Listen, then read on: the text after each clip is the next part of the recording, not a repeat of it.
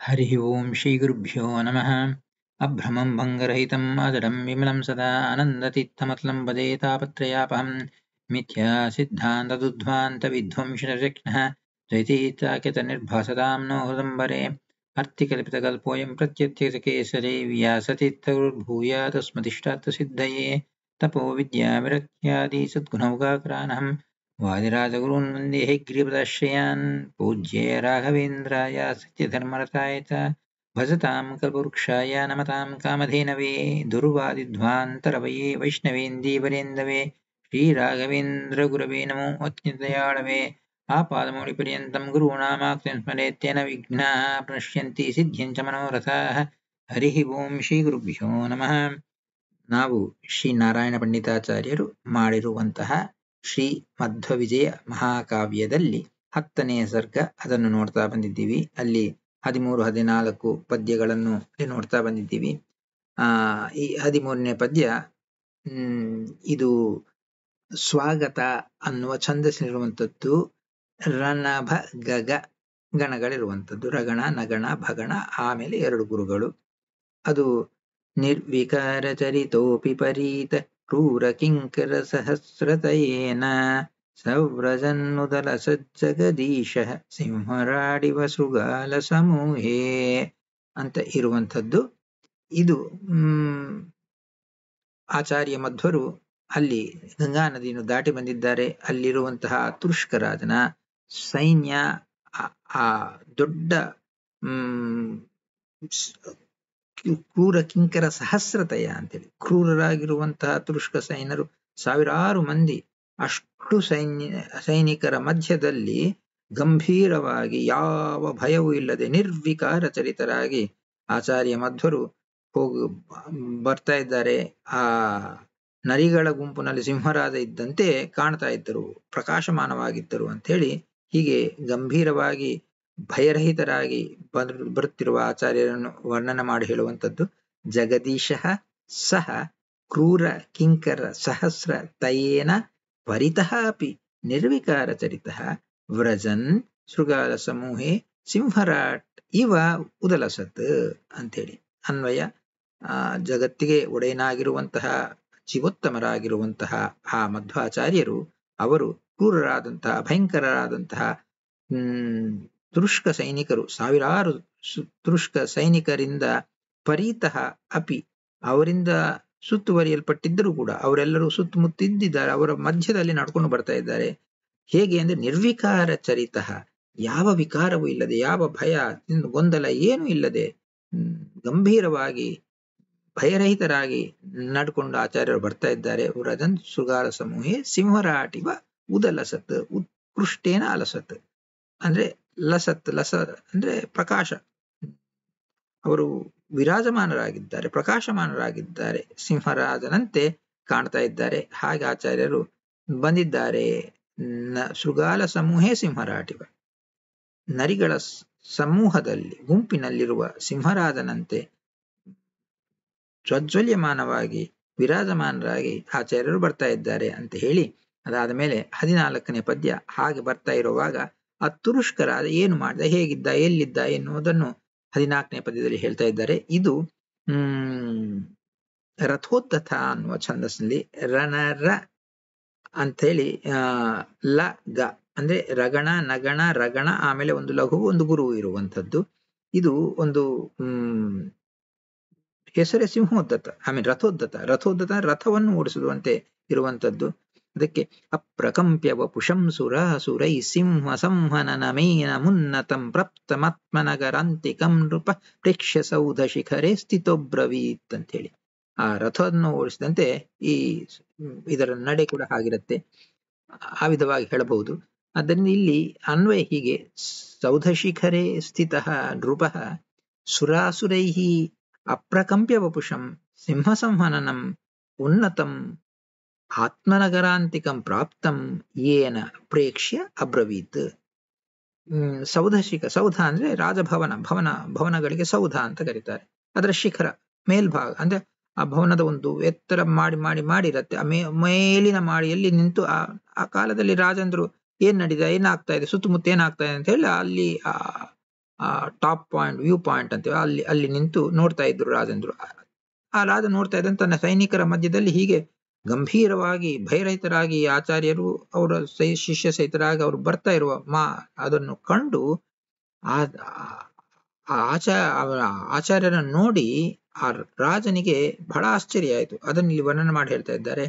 ಸೌಧ ಶಿಖರೇ, ಆ ರಾಜಭವನದ ಶಿಖರದಲ್ಲಿ ಮೇಲ್ಭಾಗದಲ್ಲಿ ಮೇಲಿನ ಮಾಡಿಯಲ್ಲಿ ಸ್ಥಿತ ನಿಂತಿರುವಂತಹ ನೃಪಃ, ಆ ರಾಜ ತುರುಷ್ಕ ರಾಜ, ಅವನು ಸುರಾಸುರೈಹಿ ಅಪಿ ಅಪ್ರಕಂಪ್ಯ ವಕ್ಷ, ಸುರ ಅಸುರರು, ದೇವತೆಗಳು ಮತ್ತು ದಾನವರು, ರಾಕ್ಷಸರು, ಅವರು ಯಾರು ಕೂಡ ಏನು ಮಾಡಲಾರು, ವಾಯುದೇವರ ಅವತಾರ, ಆದ್ದರಿಂದ ಅವರಿಂದಲೂ ಕೂಡ ಕಂಪ ಅಂದ್ರೆ ನಡುಗುವುದು, ಪ್ರಕಂಪ ಚೆನ್ನಾಗಿ ನಡುಗುವುದು, ಅಪ್ರಕಂಪ ಅಂದ್ರೆ ಚೆನ್ನಾಗಿ ನಡುಗುತ್ತಾ ಇಲ್ಲ, ಯಾವ ವಿಧವಾದ ನಡುಗು ಇಲ್ಲದೆ ಇರುವಂತಹ, ಅಂದ್ರೆ ನಡುಗಿಸುವುದಕ್ಕೆ ಸಾಧ್ಯವಿಲ್ಲ, ಅಪ್ರಕಂಪ್ಯ ಅಂದ್ರೆ ನಡುಗಿಸಲಕ್ಕೂ ಸಾಧ್ಯವಿಲ್ಲದೆ ಇರುವಂತಹ, ವಪುಷಂ ಶರೀರ ಇರುವಂತವರಾಗಿದ್ದಾರೆ, ಅಪ್ರಕಂಪ್ಯ ವಪುಷಂ ನಡುಗಿಸುವುದಕ್ಕೆ ಸಾಧ್ಯವಿಲ್ಲದೆ ಇರುವಂತಹ ಶರೀರ ಇರುವಂತವರಾಗಿದ್ದಾರೆ. ಅಂತಹ ಆಗಿರುವಂತಹ ಸಿಂಹ ಸಂಹನನಂ, ಸಿಂಹದಂತೆ, ಸಿಂಹಮಿವ ಸಂಹನನಂ ಅಂತೇಳಿ, ಸಿಂಹದಂತೆ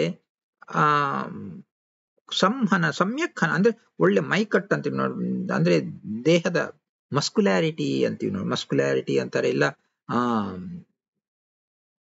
ಒಳ್ಳೆ ದೃಢವಾದ ದಾರ್ಢ್ಯದ್ದು, ಶರೀರ ದಾರ್ಢ್ಯ ಅಂತೀವಿ ನೋಡ್ರಿ, ಆ ವಿಧವಾಗಿ ಇರುವಂತದ್ದು ಮಸ್ಕುಲಾರಿಟಿ ಆರ್ ಸ್ಟ್ರೆಂಗ್ತ್, ಬಲ, ನೋಡ್ಲಿಕ್ಕೆ ಅಷ್ಟು ಪಗಡ್ಬಂದಿಯಾಗಿರುವಂತಹ ಶರೀರ, ಅಂದ್ರೆ ಒಳ್ಳೆ ದೃಢವಾಗಿರುವಂತಹ ಶರೀರ, ಹಾಗಿರುವಂತಹ ಸಿಂಹದಂತೆ ಮೈಕಟ್ಟು ಇರುವಂತದ್ದು, ಹಾಗೆ ಬಂದಿದ್ದಾರೆ. ಹಾಗಿರುವಂತಹ ಉನ್ನತಂ, ಎತ್ತರ 8 ಅಡಿ ಎತ್ತರ ಇರುವಂತಹ ಆಚಾರ್ಯರು, ಆದ್ದರಿಂದ ಉನ್ನತಂ ಎತ್ತರವಾಗಿರುವಂತಹ ಆತ್ಮನಗರಾಂತಿಕಂ ಪ್ರಾಪ್ತಂ, ತಮ್ಮ ಪಟ್ಟಣಕ್ಕೆ ಹತ್ತಿರ ಬರ್ತಾ ಇರುವಂತ, ಅಂದ್ರೆ ಪಟ್ಟಣ ಇಲ್ಲ ತನ್ನ ಭವನಕ್ಕೆ ಕರ್ಕೊಂಡು ರಾಜನ ಹತ್ರ ಕರ್ಕೊಂಡು ಬರ್ತಾ ಇದ್ದಾರೆ ತುರುಷ್ಕ ಕಿಂಕರರು, ಆ ವಿಧವಾಗಿ ಸೈನಿಕರು ಕರ್ಕೊಂಡು ಬರ್ತಾ ಇದ್ದಾರೆ. ಆದ್ದರಿಂದ ಆತ್ಮನಗರ ಅಂತಿಕಂ ಪ್ರಾಪ್ತಂ, ತನ್ನ ಊರಿಗೆ ಬಂದಿದ್ದಾರೆ, ತನ್ನ ಊರಿಂದ ತನ್ನ ಭವನಕ್ಕೆ ಬರ್ತಾ ಇದ್ದಾರೆ. ಆಚಾರ್ಯ ಮಧ್ವರು ಅವರನ್ನು ಕರ್ಕೊಂಡು ಬರ್ತಾ ಇದ್ದಾರೆ. ಹಾಗೆ ಬರ್ತಾ ಇರುವಂತಹ ಏನಂ, ಈ ಮಧ್ವಾಚಾರ್ಯರನ್ನು ಪ್ರೇಕ್ಷ್ಯ ಅಬ್ರವೀತ್, ಅವರನ್ನು ಕಂಡು ನೋಡಿ, ಆಚಾರ್ಯರನ್ನು ನೋಡಿ ಆ ರಾಜ ಹೀಗೆ ಹೇಳಲಿಕ್ಕೆ ಶುರು ಮಾಡಿದ. ಅಂದ್ರೆ what is going to tell, ಅದನ್ನು ನೆಕ್ಸ್ಟ್ ಶ್ಲೋಕದಲ್ಲಿ ಹೇಳ್ತಾರೆ. ಈ ವಿಧವಾಗಿ ಆಚಾರ್ಯರನ್ನು ನೋಡಿ ಅವನು ಹೇಳ್ತಾ ಇದ್ದಾನೆ, ಆ ರಾಜ ಮಾತಾಡ್ತಾ ಇದ್ದಾನೆ ಆಚಾರ್ಯರನ್ನು ಕಂಡು ಅಂತ ಹೇಳ್ತಾ ಇದ್ದಾರೆ. ಅಪ್ರಕಂಪ್ಯ ವಪುಷಂ ಸುರೈ ಸಿಂಹ ಸಂಹನನಮೇನ ಮುನ್ನತಂ ಪ್ರಾಪ್ತಮಾತ್ಮನಗರಾಂತಿಕಂ ನೃಪ ಪ್ರೇಕ್ಷ್ಯ ಸೌಧ ಶಿಖರೇ ಸ್ಥಿತೋಬ್ರವೀತ್. ಏನು ಹೇಳಿದ ರಾಜ ಅನ್ನೋದನ್ನು ನೆಕ್ಸ್ಟ್ ಶ್ಲೋಕದಲ್ಲಿ ಹೇಳ್ತಾ ಇದ್ದಾರೆ. ಈ ನೆಕ್ಸ್ಟ್ ಶ್ಲೋಕ ಧೃತ ವಿಲಂಬಿತ ಅನ್ನೋದರಲ್ಲಿ ಇರುವಂತದ್ದು. ಈ ಧೃತ ವಿಲಂಬಿತ ಅಂತ ಹೇಳಿದ್ರೆ ಇದರ ಲಕ್ಷಣ, ಛಂದೋ ಲಕ್ಷಣ ಏನಂತ ಹೇಳಿದರೆ, ನಭಭರ, ನಗಣ, ಭಗಣ, ಭಗಣ, ರಗಣ, ಒಟ್ಟಾರೆ 12 ಅಕ್ಷರಗಳು ಪಾದಕ್ಕಿರುವಂಥದ್ದು. ಅದು ಹೀಗಿದೆ: ನಿಪುನೃಪ ಪ್ರಣಿಧಿ ಪ್ರತಿಶಂಕಯ ಪಥಿಕ ಪಾಟನ ಕರ್ಮಣಿ ದೀಕ್ಷಿತೈಹಿ ಸುಮುಖಮೇ ಪುರುಷೈ ಪರುಷೈ ಕಥಂ ಯಮಭಟೈರಿವನಾಸಿ ವಿಹಿಂಸಿತಃ ಅಂತಿರುವಂಥದ್ದು. ಹೀಗೆ ಇದರ ಅನ್ವಯಿಗೆ ಸಂಬೋಧನೆ ಮಾಡ್ತಾ ಇದ್ದಾನೆ. ಸುಮುಖ ಅಂತ ಹೇಳಿ ಆ ರಾಜ ಆಚಾರ್ಯ ಮಧ್ವರನ್ನು ಸಂಬೋಧನೆ ಮಾಡಿ ಹೇಳ್ತಾ ಇದ್ದಾನೆ. ಸುಮುಖ, ಹೇ ಸುಮುಖ, ನೃಪ ಪ್ರಣಿಧಿ ಪ್ರತಿಶಂಕಯ ಪಥಿಕ ಪಾಟನ ಕರ್ಮಣಿ ದೀಕ್ಷಿತೈಹಿ ಯಮಭಟೈಹಿ ಇವ ಪರುಷೈಹಿ ಮೇ ಪುರುಷೈಹಿ ಕಥಂ ವಿಹಿಂಸಿತಃ ನ ಅಸಿ ನ ಅಸಿ ನ ಅಸಿ. ಅಂದ್ರೆ ಅನ್ವಯ ಹೀಗೆ: ಸುಮುಖ, ಹೇ ಸುಮುಖ ಅಂತ ಸಂಬೋಧನೆ ಮಾಡ್ತಾ ಇದ್ದಾರೆ ಆಚಾರ್ಯ ಮಧ್ವರನ್ನು. ನೃಪುನೃಪ ಪ್ರಣಿಧಿ ಪ್ರತಿಶಂಕಯ ಪಥಿಕ ಪಾಟನ ಕರ್ಮಣಿ ದೀಕ್ಷಿತೆ ಸುಮುಖ ಮೇ ಪುರುಷೈ ಪರುಷೈ ಕಥಂ ಯಮಭಟೈರಿವನಾಸಿ ವಿಹಿಂಸಿತಃ. ಹೇ ಸುಮುಖ, ಸುಮುಖ, ಸುಮುಖ ಒಳ್ಳೆ ಮುಖ ಉಳ್ಳವ, ಪ್ರಸನ್ನವಾದ ಸುಂದರವಾದ ಮುಖ ಉಳ್ಳವನು, ತೇಜಸ್ಸು ತೇಜೋಮಯವಾದ ಮುಖದಿಂದ ಶರೀರದಿಂದ ಕೂಡಿರುವಂತಹ ಆಚಾರ್ಯ ಮಧ್ವರು. ಆದ್ದರಿಂದ ಅವರನ್ನು ನೋಡಿ ಆ ಸಂಬೋಧನೆ ಮಾಡುವಾಗೆ ಸುಮುಖ, ಪ್ರಸನ್ನವಾದ ಸುಂದರವಾದ ಮುಖ ಇರುವವನೇ ಅಂತೇಳಿ. ನೃಪುನೃಪ ಪ್ರಣಿಧಿ ಪ್ರತಿಶಂಕಯ, ನೃಪುನೃಪ ಪ್ರಣಿಧಿ ಪ್ರತಿಶಂಕಯ. ಪ್ರಣಿಧಿ, ಪ್ರಣಿಧಿ ಅನ್ನೋ ಶಬ್ದಕ್ಕೆ ಗೂಢಚಾರಿ ಇಲ್ಲ ಸೀಕ್ರೆಟ್ ಏಜೆಂಟ್ ಇವ್ ನೋಡ್ರಿ. ಆ ಕಾಲದಲ್ಲಿ, ಈ ಕಾಲದಲ್ಲೆಲ್ಲ ಮಾಡ್ತಾ ಇರ್ತಾರೆ. ಒಂದು ರಾಜ್ಯದಿಂದ ಇನ್ನೊಂದು ರಾಜ್ಯಕ್ಕೆ ಅದರ ಸೀಕ್ರೆಟ್ಸ್, ಅದರ ರಹಸ್ಯಗಳೆಲ್ಲ ತಿಳ್ಕೊಬೇಕಂತ ಹೇಳಿ ಗೂಢಚಾರಿಗಳನ್ನು ಕಳಿಸ್ತಾ ಇದ್ರು. ಆ ಗೂಢಚಾರಿಗಳು ಬಂದ್ರೆ ಅವರು ಸಿಗ್ಹಾಕೊಂಡ್ಬಿಟ್ರೆ ಅವರನ್ನು ಯಾಕೆ ಬರ್ತಾ ಏನ್ ಮಾಡ್ದ ಸಿಕ್ಕಟ್ಟು ಹಾಕೋದು, ಜೈಲ್ನಾಗ ಹಾಕೋದು, ಹೀಗೆಲ್ಲ ಮಾಡ್ತಾ ಇದ್ರು. ಆದ್ದರಿಂದ ಸಂದೇಹ ನಿತ್ಯ ಯಾವಾಗಲೂ ಎಲ್ಲ ರಾಜಂದ್ರಿಗೂ ಆ ಸುತ್ತಮುತ್ತಿರೋ ರಾಜಂದ್ರ ಮೇಲೆ ಸಂಶಯ, ಸಂದೇಹ, ಅವರು ಯಾರನ್ನು ಗೂಢಚಾರನ ಕಳಿಸ್ತಾರೆ ಅಂತ ಹೇಳಿ ಹೀಗೆ ಭಯ ಇತ್ತು, ಸಂಶಯ ಇತ್ತು. ಆದ್ದರಿಂದ ಆ ರಾಜನ ಸೈನಿಕರೆಲ್ಲ ಯಾರು ಹೊಸ ಮುಖ ಕಾಣಿಸಿದ್ರೆ ಅವ್ರನ್ನ ಅರೆಸ್ಟ್ ಮಾಡೋದು, ತಗೊಂಡು ಬರೋದು, ರಾಜನ ಮುಂದೆ ಇಡ್ತಾ ಇದ್ರು. ಆದ್ದರಿಂದ ಹಾಗೆ ತಗೊಂಡು ಬರುವಾಗ ಬಿಕಾಸ್ ಸಸ್ಪಿಷನ್ ಇದಲ್ವಾ, ಅವ್ರ ಮೇಲೆ ಸಂದೇಹ, ಸಂಶಯ, ಇವರು ಗೂಢಚಾರಿಗಳಂತೇಳಿ, ಅದಕ್ಕೆ ಅವ್ರಿಗೆ ಚುಚ್ಚೋದು, ಪೀಡೆ ಕೊಡೋದು, ಹಿಂಸೆ ಮಾಡೋದು, ಹೀಗೆಲ್ಲ ಮಾಡ್ತಾ ಇದ್ರು. ಆದ್ರೆ ಆಚಾರ್ಯ ಮಧ್ವರನ್ನು ಮಾತ್ರ ಏನು ಮುಟ್ಟಿಲ್ಲ, ದೂರದಿಂದ ಅವರನ್ನು ಜಸ್ಟ್ ಎಸ್ಕಾರ್ಟ್ ಮಾಡಿ ಕರ್ಕೊಂಡು ಬರ್ತಾ ಇದ್ದಾರೆ. ಆದ್ದರಿಂದ ಇವನ್ಗೆ ಆಶ್ಚರ್ಯ ಆಯ್ತು, ಏನಿದು ಬಾ, ಈ ನನ್ನ ಸೈನಿಕರು ಅಂಥವ್ರು ಎಲ್ಲರನ್ನ ಹೊಡೆದು ಬಡ್ದು ಕರ್ಕೊಂಡು ಬರ್ತಾ ಇದ್ರು, ಇಲ್ಲಿ ನೋಡಿದ್ರೆ ಏನಿಲ್ಲ, ಆರಾಮಾಗಿ ಗಂಭೀರವಾಗಿ ನಡ್ಕೊಂಡು ಬರ್ತಾ ಇದ್ದಾರೆ, ಯಾರು ಇವ್ರನ್ನ ಏನು ಮಾಡ್ತಾ ಇಲ್ಲ, ಏನಿದು, ಹೌ ಇಸ್ ಪಾಸಿಬಲ್ ಅಂತ ಹೇಳಿ ಆಶ್ಚರ್ಯ ಆಯ್ತು ಅವನು. ಅದಕ್ಕೆ ಹೇ ಸುಮುಖ, ಸುಂದರವಾದ ಪ್ರಸನ್ನವಾಗಿರುವಂತಹ ಮುಖ ಇರುವಂತಹ ಅವನೇ ಅಂತ ಸಂಬೋಧನೆ ಮಾಡ್ತಾ, ರಿಪು ನೃಪ ಪ್ರಣಿಧಿ ಪ್ರತಿಶಂಕಯ. ರಿಪುಗಳು ಅಂದ್ರೆ ಶತ್ರುಗಳು, ನೃಪ ಅಂದ್ರೆ ರಾಜರು, ರಿಪು ನೃಪ ಶತ್ರು ರಾಜರು, ಅವರ ಪ್ರಣಿಧಿ ಅಂದ್ರೆ ಗೂಢಚಾರರು, ಪ್ರಣಿಧಯ ಪ್ರಣಿಧಿ ಅಂದ್ರೆ ಸೀಕ್ರೆಟ್ ಏಜೆಂಟ್ಸ್, ಗೂಢಚಾರಿಗಳು ಅಂತ ಹೇಳ್ತಾ ಇದ್ರು. ಆ ಗೂಢಚಾರಿಗರು ಅನ್ನುವಂತಹ ಪ್ರತಿಶಂಕಯ, ಎಲ್ಲರ ಮೇಲೆ ಅದೇ ಶಂಕ. ಪ್ರತಿಶಂಕ ಅಂದ್ರೆ ಪ್ರತಿಯೊಬ್ಬರ ಮೇಲೆ ಒಂದು ವಿಧವಾದ ಶಂಕೆ, all kinds of doubts on all kinds of people, ಎಲ್ಲರ ಮೇಲೆ ಶಂಕೆ ಮಾಡುವುದು.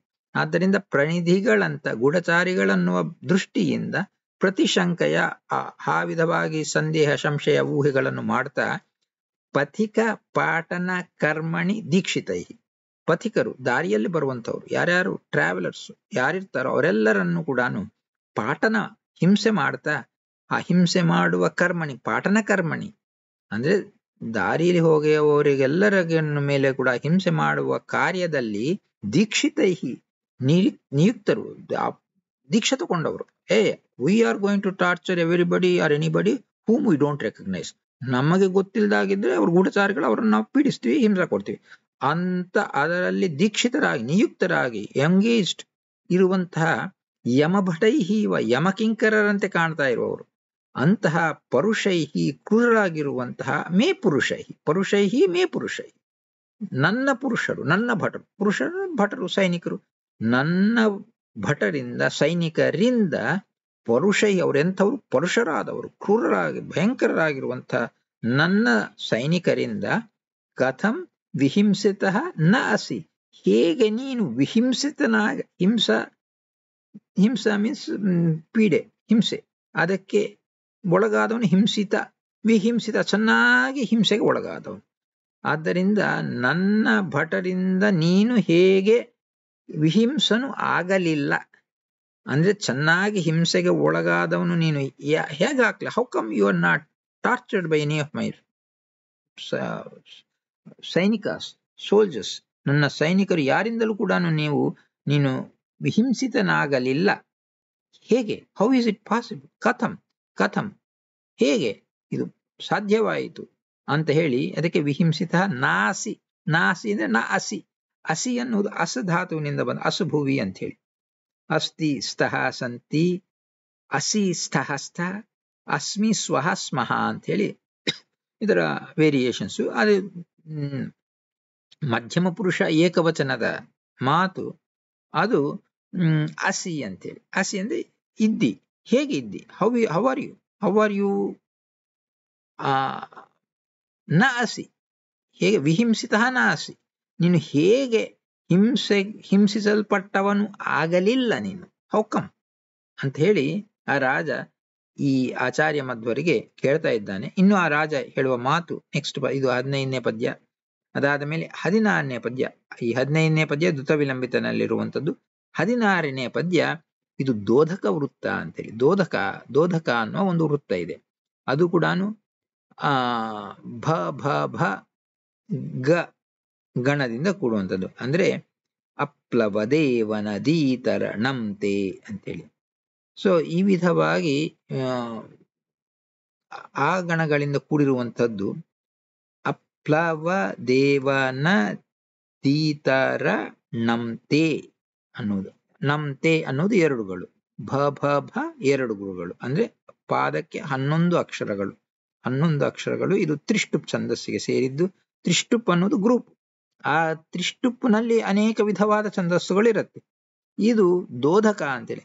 ಈ ದೋಧಕ ಛಂದಸ್ಸು ರುದ್ರದೇವರ ಡಮರು ಇರತ್ತಲ್ಲ, ಆ ತರಹ ಆ ವಿಧವಾಗಿ ಇದನ್ನು ಓದಬಹುದು. ಅಪ್ಲವದೇವ ನದೀತರಣಂ ತೇ ಹಂತ ಕಥಂ ಚ ಚಿಕಿಷ್ಯಸಿ ಕಿಂ ತ್ವಂ ತಂ ನಿಗದಂತಮಿತಿ ಪ್ರಭೃತಿಃ ಸ್ಮಾಹ ಮಹಾಪುರುಷೋತ್ತಮ ದಾಸಃ ಅಂತೇಳಿ ಅನೇಕ ವಿಧವಾಗಿ ಹೇಳಬಹುದು. ಇದು ಒಂದು ರೀತಿಯಲ್ಲಿ ಹೇಳಬಹುದಾಗಿರುವಂಥದ್ದು. ಸೊ ಇಲ್ಲಿ ಅನ್ವಯ ಹೀಗೆ: ಅಪ್ಲವದೇವ ನದೀತರಣಂ, ಅಪ್ಲವದೇವ ನದೀತರಣಂ ಹಂತ ತೇ ಕಥಂ ತ್ವಂ ಕಿಂ ಚ ಚಿಕಿಷ್ಯಸಿ ಮಹಾಪುರುಷೋತ್ತಮ ದಾಸಃ ಇತಿ ಪ್ರಭೃತಿ ನಿಗದಂತಂ ತಂ ಆಹಸ್ಮಾ ಅಂತೇಳಿ. ಅಂದರೆ ನಾವು ಮುಂಚೆ ನೋಡಿದಂತೆ ಆ ಗಂಗಾ ನದಿಯಲ್ಲಿ ದಾಟುವುದಕ್ಕೆ ಯಾರು ಏನ್ ಮೀಸು ಬಂದ್ಬಿಡ್ತಾರೆ ಅದು ಇದು ಅಂತ ಹೇಳಿ ಅಲ್ಲಿರುವ ದೋಣಿಗಳನ್ನ ನಿಲ್ಲಿಸ್ಬಿಟ್ಟಿದ್ರು. ಯಾವ ದೋಣಿಯೂ ಇಲ್ಲ. ಅದಕ್ಕೆ ಆಚಾರ್ಯರ ಮಧ್ವರು ತಾವು ನದಿಯಲ್ಲಿ ತಾವೇ ದಾಟ್ಕೊಂಡು ಬಂದು ಆ ಶಿಷ್ಯಂದ್ರ ಸಹಿತವಾಗಿ ಬಂದಿರುವಂತಹ ವೃತ್ತಾಂತ ನಾವು ಕೇಳಿದ್ವಿ. ಆದ್ದರಿಂದ ಅವನಿಗೆ ಆಶ್ಚರ್ಯ ಆಯ್ತು. ಯಾರು ಬರ್ಲಿಕ್ಕೆ ಸ್ಕೋಪೇ ಇಲ್ಲ, ಅವಕಾಶವೇ ಇಲ್ಲ. ಆದ್ದರಿಂದ ಪ್ಲವಗಳು ಅಂದ್ರೆ ನಾವೆಗಳು, ಅಪ್ಲವ ಅಂದ್ರೆ ನಾವೆಗಳಿಲ್ಲದೆ ಇರುವಂತಹ, ದೇವ ನದಿ ತರಣಂ, ದೇವನದಿ ಗಂಗಾ ನದಿ, ಅದನ್ನು ದಾಟುವುದು.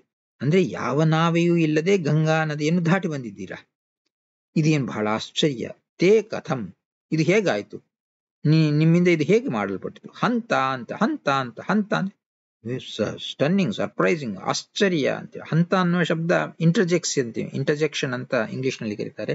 ಇಂಟರ್ಜೆಕ್ಷನ್ ನಲ್ಲಿ ಈ ಹಂತ ಅನ್ನೋದು ಆಶ್ಚರ್ಯಕ್ಕೂ, ಹಂತ ಅಂದ್ರೆ ಭಯಕ್ಕೂ, ಹಂತ ಅಂದ್ರೆ ಅಯ್ಯೋ ಅನ್ನೋದಕ್ಕೂ ಅನೇಕ ರೀತಿಯಲ್ಲಿ ಕಾಂಟೆಕ್ಸ್ಚುಯಲ್ ಆಗಿ ತಗೋಬೇಕು. ಇಲ್ಲಿ ಹಂತ ಅಂದ್ರೆ what A stunning, what A surprise ಅಂತ, ಆಶ್ಚರ್ಯವನ್ನು ಸೂಚನೆ ಮಾಡುವಂತಹ ಶಬ್ದ ಇಲ್ಲಿ.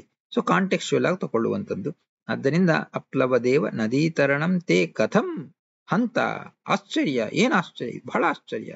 ತ್ವಂ ಕಿಂಚ ಚಿಕಿಷ್ಯಸಿ, ಯಾಕೆ ಹೀಗೆ ನೀನು ಬರ್ತಾ ಇದ್ದೆ. Why do you want to cross the river, Ganga river, ಆ ಗಂಗಾ ನದಿಯನ್ನು ನಾವೇ ಇಲ್ಲದೆ ದಾಟುವ ಈ ಕಾರ್ಯವನ್ನು ಯಾಕೆ ಮಾಡ್ತಾ ಇದೆಯೇ, ವಾಟ್ ಈಸ್ ದ ರೀಸನ್. ಅದಕ್ಕೆ ತ್ವಂ ಕಿಂಚ ಚಿಕಿಷ್ಯಸಿ, ಕರ್ತುಂ ಇಚ್ಛಾ ಚಿಕಿತ್ಸ, ಕಿಂ ಚಿಕಿತ್ಸಸಿ, ಕಿಂಚ ಚಿಕಿತ್ಸಸಿ, ಹೇಗೆ, ಯಾವುದಕ್ಕಾಗಿ, for what reason you want to cross this Ganga river without a boat. ಯಾವ ನಾವೆಯೂ ಇಲ್ಲದೆ ಗಂಗಾ ನದಿಯನ್ನು ದಾಟುವ ಈ ಕೆಲಸವನ್ನು ನೀನು, ಆಶ್ಚರ್ಯಕರವಾದ ಈ ಕೆಲಸವನ್ನು ನೀನು ಯಾಕೆ, ಯಾಕೆ ಮಾಡ್ಲಿಕ್ಕೆ ತೊಡಗಿದ್ದೀಯಾ, ಯಾಕೆ ಮಾಡ್ಲಿಕ್ಕೆ ಇಚ್ಛೆ ಮಾಡ್ತಾ ಇದ್ದೀಯಾ ಅಂತ ಹೇಳಿ ಕೇಳ್ತಾ ಇದ್ದಾನೆ ಆ ರಾಜ ಆಚಾರ್ಯ ಮಧ್ವರನ್ನು. ಮಹಾಪುರುಷೋತ್ತಮ ದಾಸಃ ಇಹ ಇತಿ ಪ್ರಭೃತಿ ನಿಗದಂತಂ ತಂ ಆಹಸ್ಮಾತ್. ಅವನು ಹೀಗೆ ಪ್ರಶ್ನೆ ರಾಜ ಮಾಡಿದಾಗ ಅದಕ್ಕೆ ಸಮಾಧಾನ ರೂಪಕವಾಗಿ ಆಚಾರ್ಯ ಮಧ್ವರು ಅದಕ್ಕೆ ಉತ್ತರವನ್ನು ಕೊಡ್ತಾ ಇದ್ದಾರೆ ಅಂತ ಹೇಳ್ತಾರೆ. ಮಹಾಪುರುಷೋತ್ತಮ ದಾಸ, ಮಹಾಪುರುಷೋತ್ತಮ ಪರಮಾತ್ಮ, ಇಲ್ಲ ಮಹಾಪುರುಷೋತ್ತಮ ದಾಸರು ಅಂದ್ರೆ ಶ್ರೇಷ್ಠರಾದ ಹರಿದಾಸರು ಮಧ್ವಾಚಾರ್ಯ, ಇಲ್ಲ ಮಹಾಪುರುಷನಾದ ಆ ಪರಮಾತ್ಮನ ಉತ್ತಮ ದಾಸ. ಮಹಾಪುರುಷ ಅನ್ನೋದು ಪರಮಾತ್ಮನಿಗೆ ತಗೊಂಡ್ರೆ ಮಹಾಪುರುಷನ ಆ ಪರಮಾತ್ಮನ ಉತ್ತಮನಾದ ದಾಸ, ಇಲ್ಲ ಮಹಾಪುರುಷೋತ್ತಮ ದಾಸರು ಅನೇಕ ಅವರಲ್ಲಿ ಶ್ರೇಷ್ಠರಾದವರು, ಇಲ್ಲ ಮಹಾಪುರುಷೋತ್ತಮ ದಾಸರು ಅಂದ್ರೆ ಶ್ರೇಷ್ಠ ಹರಿದಾಸರಾಗಿರುವಂತಹ ಮಧ್ವಾಚಾರ್ಯರು. ಇಹ ಇತಿ ಪ್ರಭೃತಿ ನಿಗದಂತಂ ತಂ ಆಹಸ್ಮ, ಈ ವಿಧವಾಗಿ ಈ ಸಂದರ್ಭದಲ್ಲಿ ಈ ಇತಿ ಪ್ರಭೃತಿ ಇಂತಹ ಮೊದಲಾದ ಮಾತುಗಳ ರಾಜ ಮಾತಾಡಿದ ಮಾತುಗಳನ್ನು ನಿಗದಂತಂ ಹೇಳುವಂತಹ, ಅಂದ್ರೆ ರಾಜ ಹೇಳ್ತಾ ಇದ್ದಾನೆ ಈ ಮಾತುಗಳನ್ನು ಹೇಳ್ತಾ ಇರುವಾಗ ತಂ ಆ ರಾಜನನ್ನು ಕುರಿತು ಆಹಸ್ಮ, ಈ ವಿಧವಾಗಿ ಆ ರಾಜ ನುಡಿತಾ ಇದ್ದರೆ ಅದನ್ನು ಕೇಳಿ ಆ ಶ್ರೇಷ್ಠರಾದ ಮಧ್ವಾಚಾರ್ಯರು ಈ ಸಂದರ್ಭದಲ್ಲಿ ಇಂತಹ ಆ ರಾಜನ ಮಾತುಗಳನ್ನು ಕೇಳ್ತಾ ಇರುವಾಗ, ಹಾಗೆ ರಾಜ ಮಾತನ್ನು ಹೇಳ್ತಾ ಇರುವಾಗ ಅದನ್ನು ನಿಗದಂತಂ ಅಂದ್ರೆ ಹೇಳುತ್ತಿರುವಂಥದ್ದು. ಇದು ರಾಜನಿಗೆ ಸಂಬಂಧಪಟ್ಟ ಮಾತು. ತಂ ಆತುಷ್ಕರಾದ, ಸೊ ನಿಗದಂತಂ ತಂ ಹೇಳ್ತಾ ಇರುವಂತಹ ಆತುಷ್ಕರಾದನನ್ನು ಕುರಿತು ಆಹಸ್ಮ to him Acharya Madhva spoke, ಆ ರಾಜನಿಗ ಕುರಿತು ಆಚಾರ್ಯ ಮಧ್ವರು ಹೀಗೆ ಈ ಮಾತನ್ನು ಹೇಳಿದ್ದಾರೆ. ಸೊ ಆಚಾರ್ಯ ಮಧ್ವರು ಆ ರಾಜನಿಗೆ ಏನು ಸಮಾಧಾನವನ್ನು ಕೊಡ್ತಾರೆ ಅನ್ನೋದು 17ನೇ ಪದ್ಯದಲ್ಲಿ ಬರುತ್ತೆ. ಅದು ನಾವು ನೆಕ್ಸ್ಟ್ ಕ್ಲಾಸ್ ನೋಡೋಣ. ಹರೇ ಶ್ರೀನಿವಾಸ. ಶ್ರೀಕೃಷ್ಣ ಅರ್ಪಣಮಸ್ತು.